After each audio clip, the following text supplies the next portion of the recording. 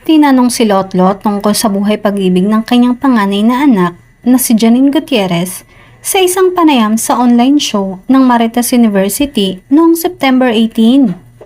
Hindi tuwirang sumagot si Lotlot kung approve ba si Jericho para sa kanyang anak na si Janine, ngunit binigyang diin ng veteranang aktres na gusto niyang makasama ang kanyang mga anak sa isang taong proud sa kanila. Boto ka ba? Tanong ng show host na nilinaw ni Lotlot. Kanino po? Kay Jericho, bulalas ni Nardo. Hindi kaagad nakasagot si Lotlot at nagpakawala lang ng tawa habang pinag-uusapan nila si Jericho at Janine.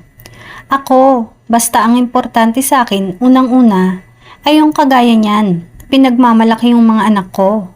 Saad ni Lotlot na ang tinutukoy ay ang pag-amin ni Jericho sa panliligaw kay Janine. Ang sarap nung, uy, girlfriend ko siya, or dinedate ko siya, or parang I really want to be with her.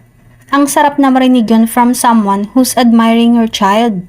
Dagdag pa ng veteranang aktres. Idiniin din ni Lotlot sa panayam na walang katotohanan ang sinasabing mas pinapaboran niya si Jericho kaysa sa aktor na si Paolo Avellino na dating na-link sa Asia's Rising Star.